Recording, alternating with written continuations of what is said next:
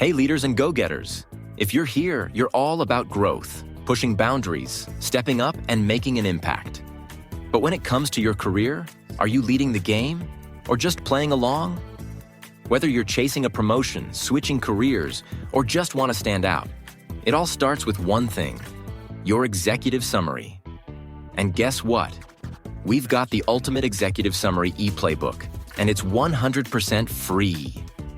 This step-by-step guide will take you from a blank page to a bold, standout executive summary that grabs attention and gets results. It's time to stop blending in and start owning your career story. Download your free copy now at leadthegame.org/free resources. And while you're there, check out 3 more powerful tools to help you take control of your career. Don't let your resume ride the bench. Get in the game. Head to leadthegame.org/free resources and grab your free e-playbook today. Now back to the show.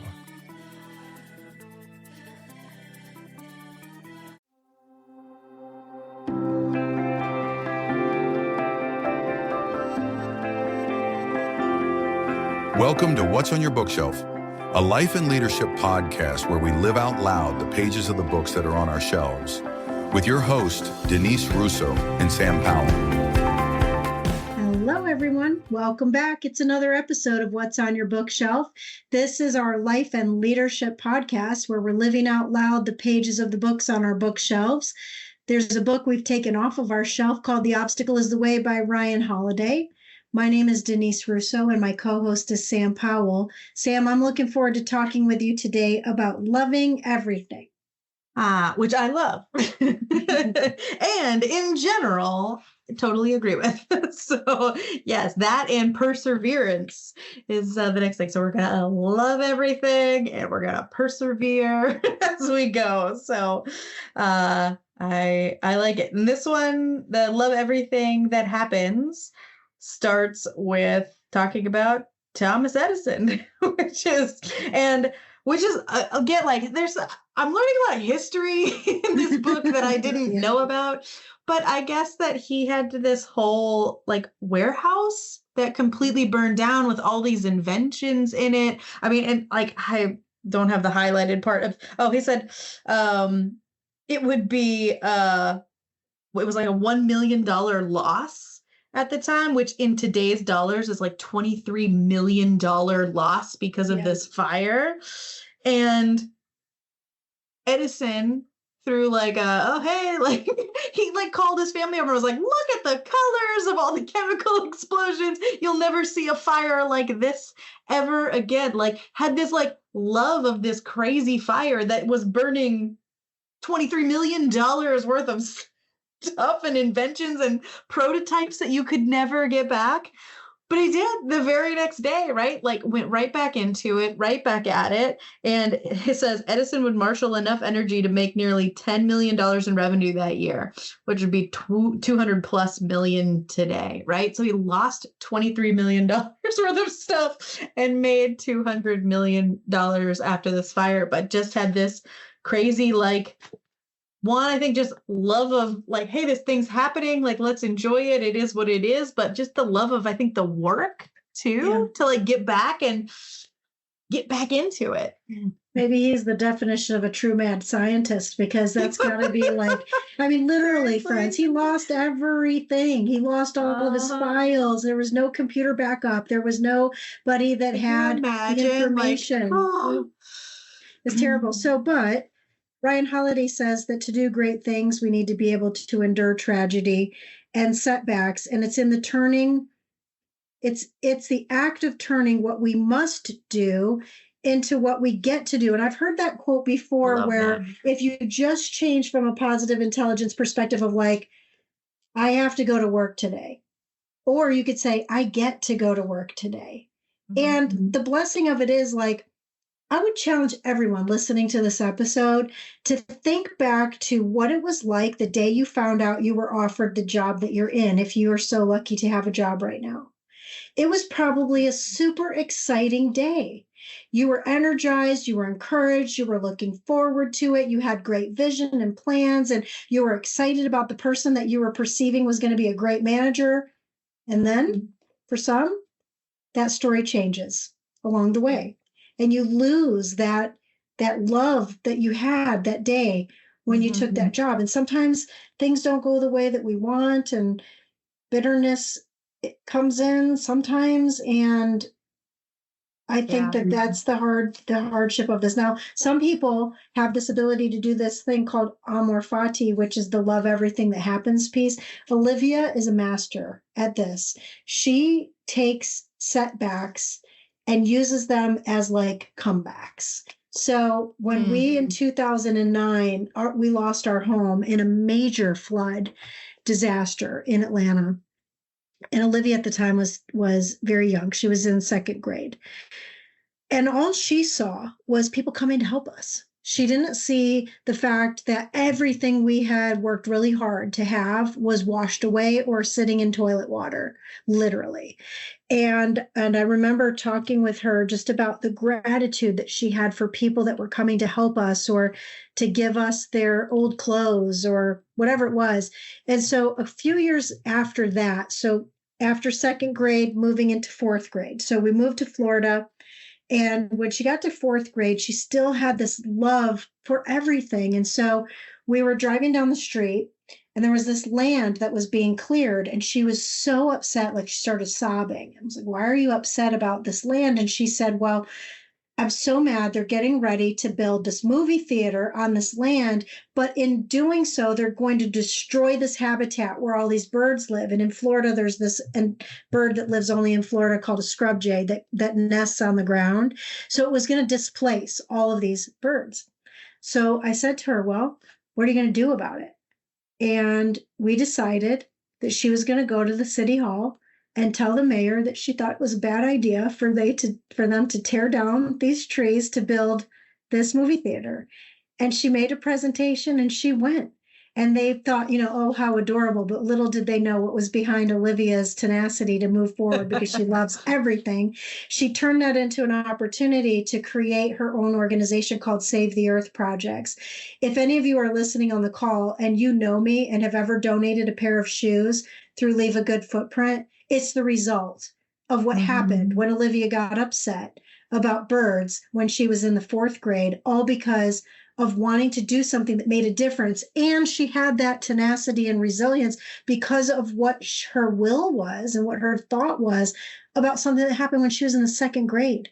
So if you were a part of that, we've now collected over 110,000 pairs of shoes that have been sent around the world. And so when you think about the things that you get to do, the book says this quote, that you can hate things in life. Bitterness can be your burden. But in this case, it was telling a story about a boxer who basically just had some obstacles. This book is about obstacles. But he said bitterness was their burden. But Johnson, the boxer, refused to pick it up. You can live your life as woe is me. Why did this happen to me? Instead of thinking about, why did this happen and what can happen now through me? And if you can just change that perspective and find that the obstacle can be the way, you might be able to have something even remotely close to what my child has done. She's gone on, I'm the bragger because I'm the mom, but Olivia will never talk about herself. She hates talking about her accolades, but she's gone on to win awards by 2 living presidents of the United States. She has more trophies collecting dust than I can tell you. And when you ask her about what's important to her, it's never about that. It's always about the things that she was able to do to help other people and the stories of the people that have shared with her about how their lives have changed, all because of this. And now, by the way, she also doesn't take any credit for any of the shoes that are collected. She gives all the credit to the people that collected the shoes. And she looks at herself as sort of like just this vessel or this transference of being able to help other people make a big difference one step at a time. And so for me, this chapter about loving everything that happens is all about my daughter. And it's about how life goes on and you can't be sad and you can't stay stuck. You take the things that happen to you or around you, whether it's your job or whether it's something personally, and you can either do something about it or not, but it's a choice.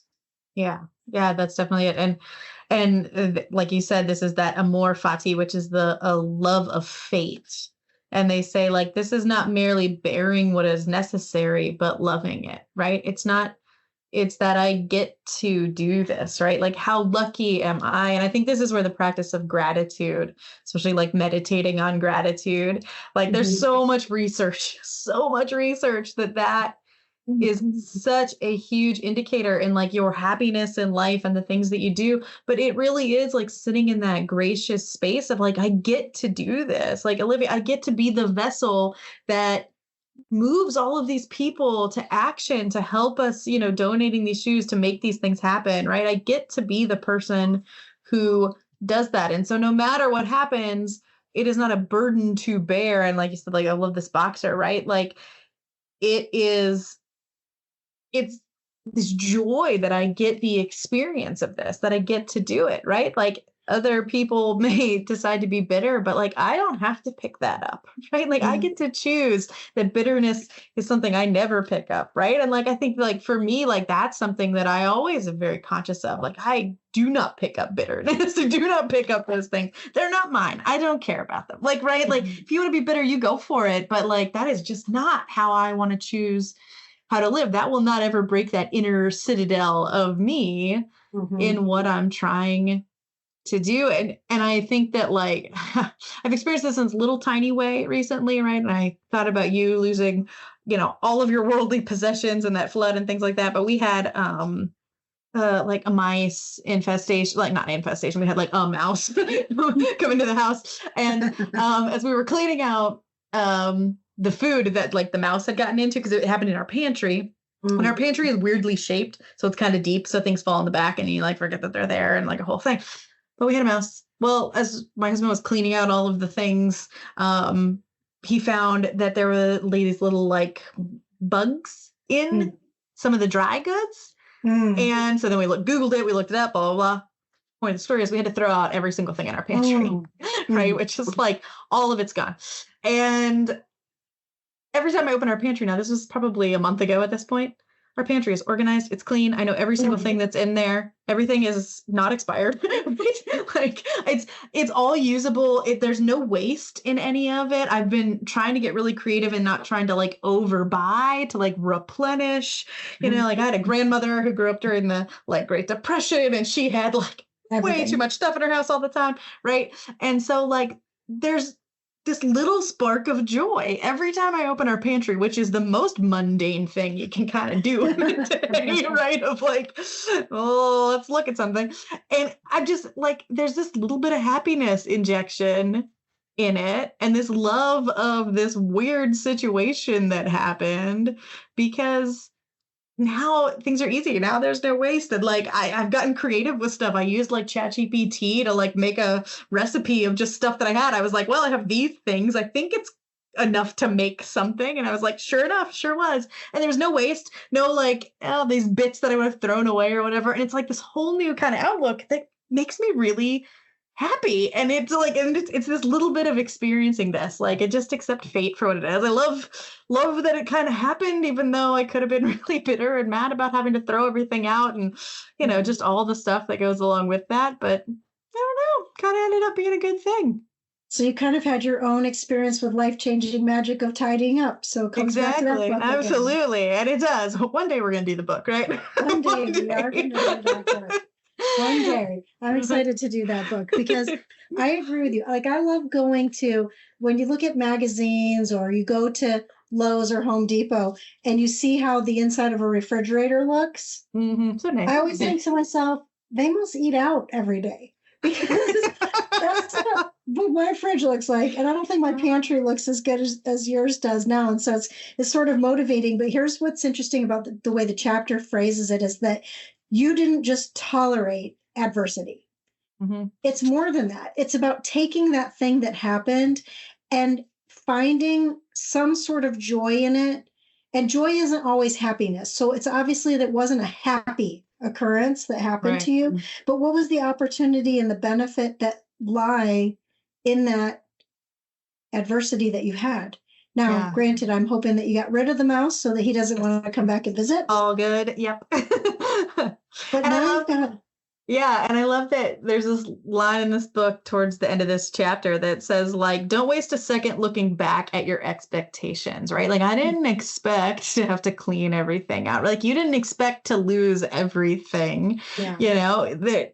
but looking back at that will suck so much joy out of your life. But he says instead, face forward and face it with a smug little grin. And I love that. Like, I love that. Like, can you just like envision, like, I'm facing adversity, I'm facing this obstacle, I'm facing this thing, and I turn and I look at it with this little knowing grin on my face of like, I got this. Like, I'm going to turn you into something real good. I'm going to love this by the end of it. Right. Yeah. I'm going to be thankful. I'm going to be grateful for this by the end of it. And I don't think that's delusional. I don't think that that's like, oh, I'm trying to be overly optimistic or overly positive or trying to do whatever. I think it's like, it's a deep thing. It's a very deep, like, at my core, right? We're in will, at the very essence of my heart and my soul. I'm going to have a smug little grin about this. There's something about that that just feels like poetic, like chef's kiss. You got that little mouse. Yeah. You got him. And, it reminds me. So at Disney World, there's this ride, Ratatouille, which is based off of the Pixar cartoon Ratatouille. And it's kind of like this idea of what you're talking about, where you go on this ride and the mouse is running through the kitchen. If you've never seen the movie, it's super cute. And there's lots of good leadership lessons in the movie too. But you're in the ride, you're going on this journey that the mouse is trying to avert all these obstacles. And it ends up being fun. Like, people are laughing, they're having fun. They want to ride again and stand in the line for an hour. And so it's important to think about the fact that this isn't all happiness. And he ends this chapter in an important way before we go to the next one, which is good doesn't always outweigh the bad. Okay, it's not always going to be fun. You're not always going to have the best pantry. You're not always going to be able to transform somebody else's life based on your own adversity. And it doesn't always come free and without cost. But it says there is always some good, even if only barely perceptible at first, contained within the bad, and we can find it and be cheerful because of it. And I wrote underneath that about what's on your bookshelf, because Sam, I already loved you from the minute I met you. I tell you that all the time. I think we talked about it in an episode a few years ago. I knew from the minute I met you that I not only wanted to work with you, but I just wanted to know you. But what I didn't know then is that it would take an adverse situation of us going through an obstacle at the same time on a parallel road that would bring us to be able to come together and bring the show about. And so even if it wasn't perceptible at first about us going through a challenging time, we were able to find the good in it, and in a way that has truly been transformational. I could read these books. I think we talked about this off mic a few weeks ago. Like, you could read any book by yourself, but how much better it is to read it with my friend. Yeah, absolutely. Absolutely. That's what I said. I would do this even if we weren't doing the podcast and we weren't recording it. It helps us because, like, I relearn as we go back and listen and all that sort of good stuff. And as I talk about this stuff with other people in my life. But yeah, I like, it's this little seed that's grown into something so much bigger. And I think, like, that quote at the end of that chapter, I love that, right? It's like just that little nugget. There's that sliver of something great here potentially, and like, if you feed it, it can really grow into something great. And I think that's what this feels like to me. And perseverance is where this book heads next. And I think about, we have persevered. I was just telling somebody about this podcast the other day, or yesterday actually, and I was saying, yeah, we've been doing this podcast for like 2 years. We've got 100 and some episodes, and they're like, you've done 100 and some episodes. I was like, yeah, we just kept doing it, like just consistency and moving forward. And persistence is like, it's, I think, close with consistency, but it's like persevering beyond the obstacles, right? It's like, and he says, it's persistence, everything directed at one problem until it breaks. And that's what perseverance, like, to me, I love that definition of like what perseverance really is like, you're persistent, you just keep chipping away at it until it breaks, until you can move through it. So it's interesting because he breaks down the word, like the etymology sort of, I guess. But what I found interesting was that he really made me think about the word differently. So he says, if persistence is attempting to solve some difficult problem with dogged determination and hammering until the break occurs, then plenty of people can be said to be persistent. Like they want to go after something, right? Yep. But then he says, but perseverance is something larger. It comes from the same root, or the same, what do we call the beginning part of the word, right? Yeah. He says it's the long game, which reminds me of one of your favorite authors, Simon Sinek, and the Infinite Game. The Yeah. Infinite Game. It's the long game. It's about what happens not just in round one, but in round two and every round after, and then the fight after that, and the fight after that, until the end. Because whatever that obstacle is just the first one. Or maybe it's not even the first one, it's just the next one. And he goes on to say that life is not just one obstacle, it's about many obstacles. And so what's required of us is this perseverance to just keep moving forward. And if you go through the happiness year that we had, it's about how do you move forward in life with happiness. Yeah. And he says that persistence is an action, right? Which is the section we came out of. And perseverance is a matter of will, right? It's that he's like calls it staying power here, right? Like I'm going to last the whole time. Like as we're recording this, we're in like hockey playoff season. And I was just listening to an interview yesterday with someone who's like a 3-time Stanley Cup champion. And he was saying that like, it's the team that's going to outlast the other team that wins this, right? You've got to be bigger, stronger. You've got to be the one that in game 7 of the series is still persevering, right? Is still out there fighting. And it is an internal part of that heart and soul of you that I will keep fighting and keep going in perpetuity. Like you can't stop me from doing this, right? Persistence is that chipping away, right? Like we're going to chip at it till it breaks. Perseverance is that deeper, like I'm going to do it again and again and again. And I'm going to do it next year and the year after. And I'm going to win 7 Stanley Cups, like it's that, like I'm going to win every game of all of these series until we win it. Because people always say, oh, there's nothing like playoff hockey. And it's because they have to play so many series, and you could go to 7 games in every series of like, you are fighting for your life the whole time. And it's like, that's perseverance at the end of the day. I think that's what's the standout of successful athletes or major league level athletes and those that don't make it. Right. Or even you think about how hard it is to even make it to the big leagues of whatever your sport is, but then to be the superstar of that team or have a legacy that lives beyond the years you play. Yeah.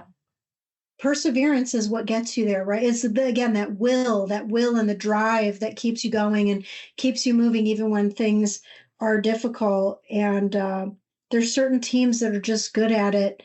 And it's got me thinking about lots of different sports. Just recently, there was a player on the New York Yankees that had a terrible injury this episode's going to come out way past when this happened. But just recently, this player was coming around to home plate and was going to slide into home plate. And he was persevering because he was against time, right? He knew that ball was coming. He knew the catcher was going to be right there in front of him to tag him out, but he was persevering and to get to the home plate, ended up sliding, and somehow, such a horrible injury. His foot broke and snapped all the way backwards. Like could be career-ending injury. We don't know yet.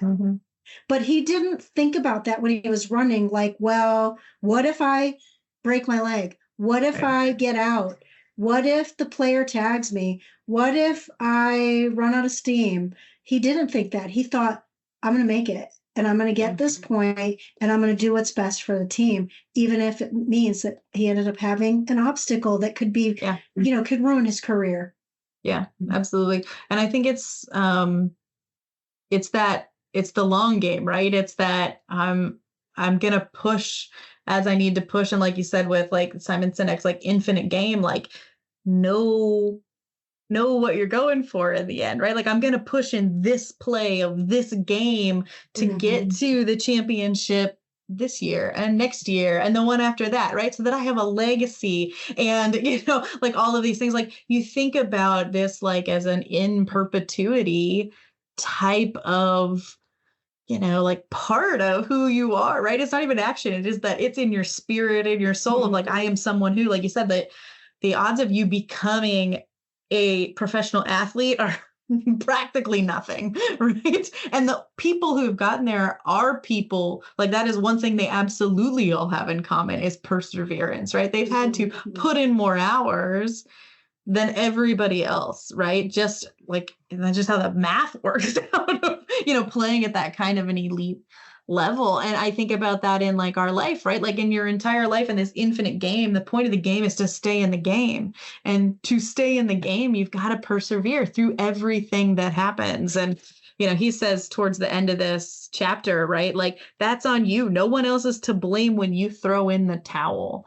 And it's that concept of like, I'm not going to throw in the towel on just because an obstacle shows up, just because something, does this. It reminds me of that Tommy John story in, was that this book? Was that the other book? What book was that in? I don't remember which book. Was it maybe the last one? But it reminds me of that, right? Like, he was like, nope, I'm going to keep coming back, right? Like, he's the one who had like this surgery. Like, normally it was a career ending, injury. And now he's the person it's named after because he persevered. He's like, nope, I'm not giving up, right? This obstacle's my way. His age, right? Like, and then he played beyond. He went on and played for a decade and a half longer after this surgery, and then played when they tried to cut him, then came back. Like, that perseverance that I'm going to keep going is how you get to the legacy that you want, right? Your legacy is in what you do today and what you do now.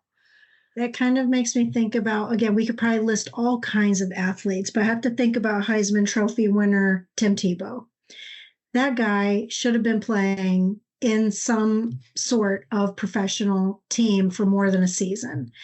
And he kept getting, knocked down.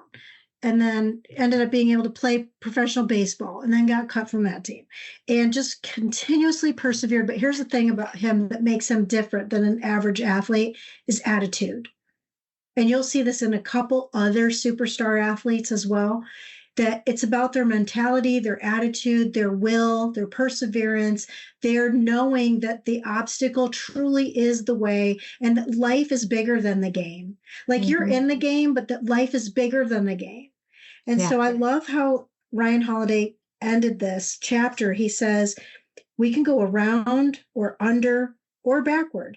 We can decide that momentum and defeat are not mutually exclusive. We can keep going, advancing, even if we've stopped in one particular direction. And so what that was saying to me was like, you might be going straight ahead for that career or that job title or that company, and things will change. The book says, be prepared. Yep. Things will not always go the way that you want and things will change. But if you're prepared in the way that you can get around those obstacles or with the right will, the right perseverance, or the right attitude, then anything really is possible for you if you just keep getting back up. It's not about despair. It's about determination. And yet, often, the thing that stops us is ourself. And it says, why would you be your own worst enemy? So next week, we're going to talk about things that are beyond ourselves. But this chapter ends by saying, don't be your own obstacle. Yeah. And I think that that's it, right? He says, hold on and hold steady. And that's exactly it, right? Like, don't stand in your own way. Keep going, keep persevering, and build perseverance into the core of your being, into the core of who you are. You want to be someone who perseveres despite anything that happens. Yeah. We've talked up until this point in the book, Sam, about people's passion and potential and moving forward and thinking right and your perceptions and your actions and the will. But next week, we're going to shift to talk about all those things that make our purpose so important, and why we live at this time that we're living, with who we're living with, doing the things that we're doing. So I'm really, really looking forward to that. We only have a couple chapters left, which makes me sad because I always hate to get to the end of these books, but I'm also really excited about and looking forward to sharing the secrets of what the next book is about as well. Yeah, definitely. Definitely. And I was thinking about this as I was looking towards the end of this book. When I got this book, I got it for this, and it was so pretty and like kind of just perfect. And now it is beat to death. Like it's like it has this gold leafing on the front on my version. That's all scratched up. The spine's all messed up. I have folded pages on the top, on the bottom. I have Post-it notes. I have markings. And my son was like, "Why is your book all highlighted? Like it was like, what's wrong with your book?" And I'm like, this is living this out loud, right? And this book is like priceless. Like this actual physical copy of this book is priceless to me because of this journey, because of going through it. And so I hope that other people are living this out loud the way that we are. I hope you're reading along. I hope that you're marking up your own book, that you're thinking about this, right? Like enrich the experience for yourself, because it's like this is it. This is a lived physical like manifestation of what you and I are doing. And I do get sad when we get to the end of a book, but I love it because my book is so lived in and lived out loud. I love how you're describing it, because that's why we also have been able to reference the other books, because we did something that was in those books that was meaningful to us at that time. Yeah. And I think that what we're also finding is that the book and the chapter will have a meaning for you when it's supposed to. So you might have something that you read that you're like, oh, okay, well, that's interesting, but it may not be applicable until later. But if you really dive into this, the way Sam is saying, like my book is the same, you can't really see it since we might not be on camera, but I have all kinds of writing and pages turned and Post-it notes. I actually gave my Atomic Habits book to Vincent because he wanted to read it. And he was like, can I just have my own copy? Because I cannot get around whatever you wrote on all these pages. But I do hope that you're getting value from it, but also take the time to truly make your own journey, and then go back and listen to the episodes again if you missed something, or maybe there's something that strikes you. Every time these episodes come out, we've already recorded them, we've already read the book, we've already talked about the book, but I learned something new every time. And I really do have to credit Pat Williams for all of that, because had he not put that in the book about Coach John Wooden, I really wouldn't have really thought about drinking deeply from these good books. Because really at the beginning of our episodes, and we're going to close after this, but we weren't doing deep dives. We were doing, one book in 20 minutes and hoping people got something from it. And I felt like a commercial. I felt like I was selling books for an author instead of actually making my life change through the way that author was sharing their own experiences. Yeah, definitely. I completely agree with you. Yeah. So there's ways to find us in all of the podcast episodes. We're not hard to find. You can Google us and probably find us. My son said he Googled me at school the other day and put the picture of me from my website as his background on his computer, which is like adorable, but also like, but like talk to us and let us know if like there's a way we could make this experience better for you, right? Like if you want to be in a book club with us, or we want to do something that like takes this to a level that you would enjoy, like we'll hear all your ideas. I would love to talk to people about that and, see what ways, I don't know, we could do something fun to, bring this experience that you and I have to everybody. Oh, that would be so awesome. I mean, we're only able to tell you how it is for us, and you're only able to vicariously sort of see what it's like. But I think that's a great idea, Sam. So friends, come be with us. Come be with us. Come with us. Maybe we need to do something live and in person again. Yeah. That'd be fun. So, all right, but for today, we're done. So my name is Denise Russo. On behalf of my friend, Sam Powell, thank you, friends, for joining us on this episode of What's on Your Bookshelf.